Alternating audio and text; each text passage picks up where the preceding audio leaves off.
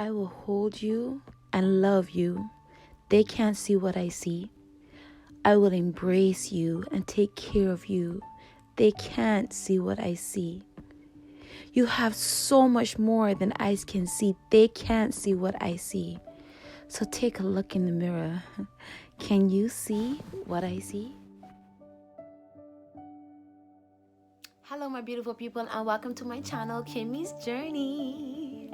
Now, I know it has been a long time since I've been on here. Lord, guys, I've had so much shit come up within the last few weeks that just was like, I felt like I was in the midst of a tornado and I just couldn't find my footing. I just felt like the winds were just blowing me all over the place, and don't care how I tried to grab onto something to be stable, I just couldn't. And that's one of the reasons why I haven't been on here. I have been moving. I've been trying to release and let go of things in my life and patterns and behavior and people that aren't serving me any good purpose, or that are causing me dis-ease in my life. And it's been a challenge. I'm not gonna lie. When you have to face yourself and face the way how you think, or you used to think, or the behaviors that you have, and the tons of programming that you have, to see those things and to try to take them off layer by layer is a challenge within itself. So it's been a rough couple of weeks, few weeks. Like I said, I just moved, and one of the things in programming that I've noticed is me not feeling as though I was good enough. I've been battling this thing where I've been feeling as though I'm not the star. I'm never the star in anybody's eyes. I'm always second and third. And one of the things that I've noticed about that is because that's how I saw myself. I saw myself as the second or the third. The way how I viewed myself is the way how other people view me. And it was hard for me to come to grips with that, for me to realize where it began. And I've been through traumas in my life. I've been through things that made I can't say made, but that were an aid in me thinking and feeling the way that I feel, or I've been feeling. And to see them come up and to see the beginning and to understand the beginning and to try to pull them off layer by layer has been a journey, and it's been an emotional journey. And I know in my last video I spoke about facing those emotions and taking time to go within and meditate and try to find your footing and just breathe and find your happiness. I know I say that a lot, but over the past few weeks, I'm not gonna lie, guys, that has been a challenge, because I felt as though every time I found my footing and I grabbed for something that was making me happy, then there was something else that was reminding me of the things that I have been through, or reminding me of the things that I'm going through.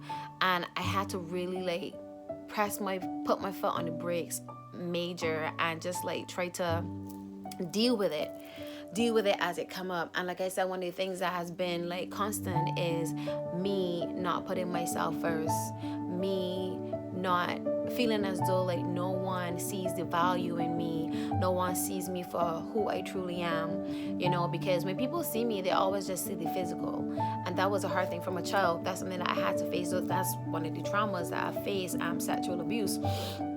And as an adult, I find it so hard. It's been so hard with me that I've hated my body for a long time. And that was one of the things that came up recently, where my insecurities start to come up. And I was like, why am I feeling so insecure? And then I realized the reason why I've been feeling insecure is because from a child, all people ever did was focus on my body. Everything was about, because I was, I had hips and stuff from a young age, and I felt as though my hips and the way how I look caused me to suffer the traumas that I've had.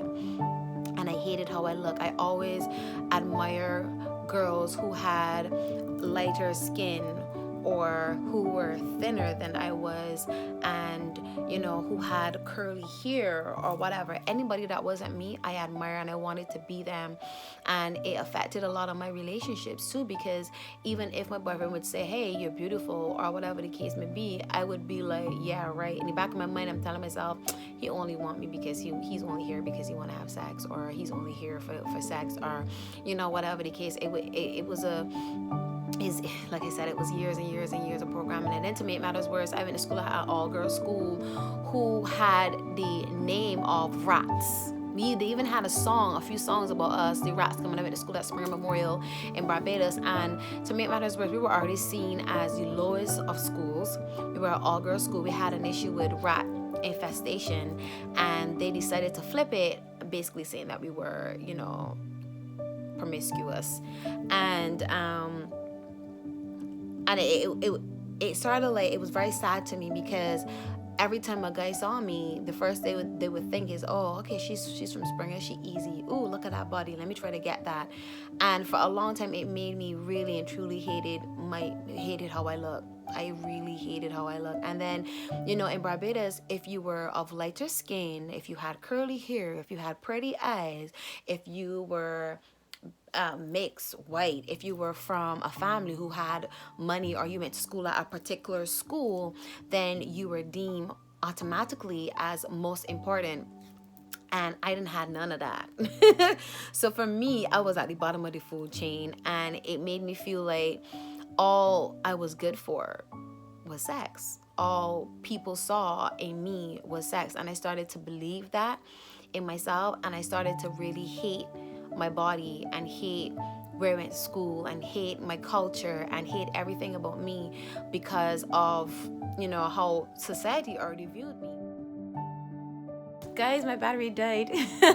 So I was talking, and then it was like zoop.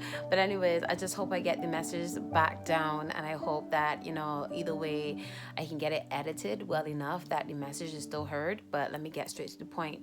My point with what I was saying before is, based upon what society was saying, and based upon, where I was, I was already viewed as nothing. I was already seen as just a physical object. And I even had a guy who said that to me. I'll never forget it. I was at a bar, and he said, I only sex black women, but I would never wife them, because black women aren't good enough to be wifed. And you got good, but in terms of wifing you guys aren't wifey material. And when he said that hit me so hard, because I was like, what? And I was already damaged at this time. I was already broken. I already felt like I was below nothing. And for him to say that, it made me feel like, damn, this is really true. It just seems like that's all they see us for. And I shut down. I shut down. I was like, nah, I don't want to be in a relationship. I'm done with this, because people only see me for physical, and and I was like so hard, and I just felt like I was constantly judged. And it's only now I realized that he too was damaged, and he too has been through tons and tons of programming where people made him feel like, we weren't good enough. That in order for him to feel important, he had to be with this particular type of woman and look this particular type of way other than himself.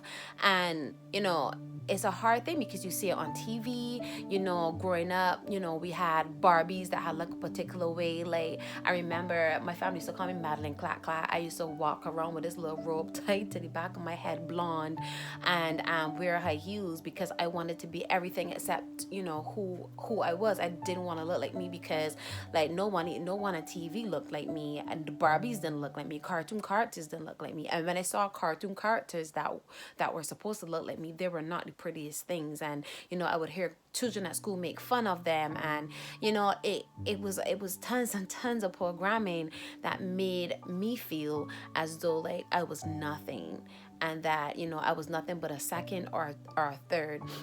And it was so much so that I started to be that way in my relationships, and started to treat myself as such.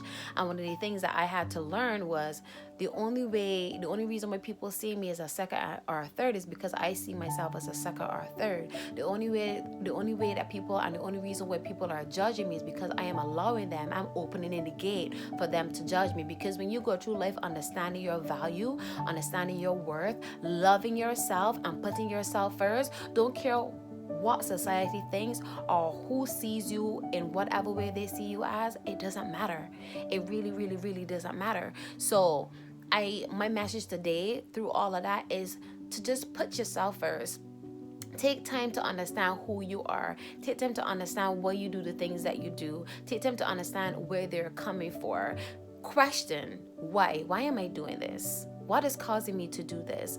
That was the main reason for me coming on here, to say like I really dug deep and I understood that me not putting myself first was putting me in the positions and the predicaments that I was in, and me not loving myself enough also was that. But underneath all of that, and in the midst of the tornado that I was going through, I had to keep asking myself these questions. When you have these traumas coming up, you have to ask yourself, like, how did that make me feel? And I know it sounds like, oh my God, we're going through therapy right now, but really and truly, when they ask that question, it actually helps you to get down to the root, or get down to brass tacks, but get down to the root of the matter, where it helps you to understand a little bit more of who you are, the patterns that you have, why you do the things that you do, and then you can start peeling off the layers. As I said, for me, it started from a child, like being sexually abused, watching TV, being told over and over again, oh, you're not good enough, oh, you're not smart enough, oh, being beaten for not when I read, not understanding what I read in school. No one ever sat me down and was like, okay, let's see why she's not getting this. Let's see why she's not understanding it. It was like, nah, I'm gonna beat it into you, and if I can't get it beat into you, I'm gonna push you aside. You just dumb, or like those type of things. Yeah, thinking about it is actually crazy, but those type of things were the things that constantly had me thinking like, oh my God, I'm not smart, I'm dumb, I'm not good enough, I'm nothing but sex. All people see is sex in me. That's all it is. And I started either hating myself for being who I am, or just getting to the point where I just didn't care about myself. And I guess both of them going the same way, where it was like, okay, fuck it, I can be seen as this. I just don't want to be a part of the world. I started shield myself. I was like, I don't want to talk to anybody. When I go, I wasn't socializing, because I was like, well, if I talk to you, you can think that I'm dumb anyways, so what am I going to talk to you for? I really started to look at myself in a negative light, and it wasn't healthy. And thanks to meditation and being in the culture, the tradition that I'm in now, where I'm able to peel back certain layers and I'm forced to deal with certain things in my life, I'm able to see these things and understand these things and grow from them. But like I said, in the midst of this tornado that we are having right now, because I know I've been talking to people and everyone is like, oh my God, child, you never leave. The last few months I've been this, I've been that, da, da, da. I just want to pass out the few messages here. Love yourself. Put yourself first, and that means taking care of yourself, taking time to value yourself, and understanding yourself. That's a part of it, understanding who you are, why you do the things that you do, what caused you to do the things that you do. That's all a part of loving yourself and putting yourself first and understanding yourself. Just getting to the root of the problem and trying to fix it and trying to heal and trying to become a better self.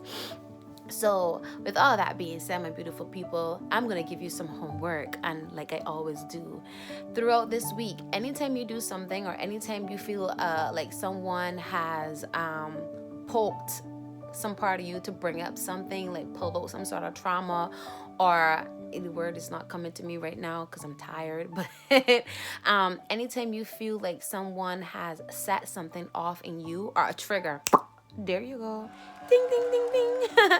Anytime you feel triggered, ask yourself, why am I feeling triggered? Anytime you're in the midst of the tornado or you're in the midst of the wind where things seem to be going haywire and you're reacting in a certain way, ask yourself why. What is causing me to do this? Where did this stem from? Trust me, you will always know. You'll be able to identify it and find a way to change how you view things, or find a way to change how you can't stop it from affecting you, but you can change how you deal with the way how it affects you.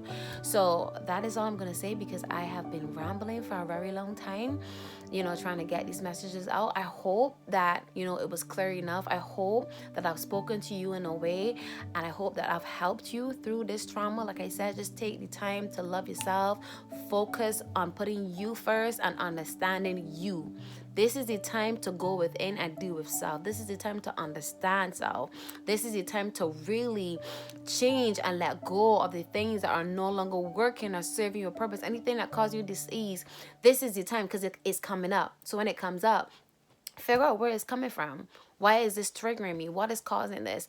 And find ways to let it go and to deal with it, because we're going into a new year. And maybe we're going into a new year, this is a new page. This is time for us to now really walk in to what we want to achieve, walk into ourselves, know ourselves a bit more, and continue to grow and evolve and expand and ascend and all of that good beautiful stuff. So anyways, my beautiful people, I hope you have a wonderful day, a wonderful night, a wonderful week, and a wonderful weekend. I love you guys. Bisous.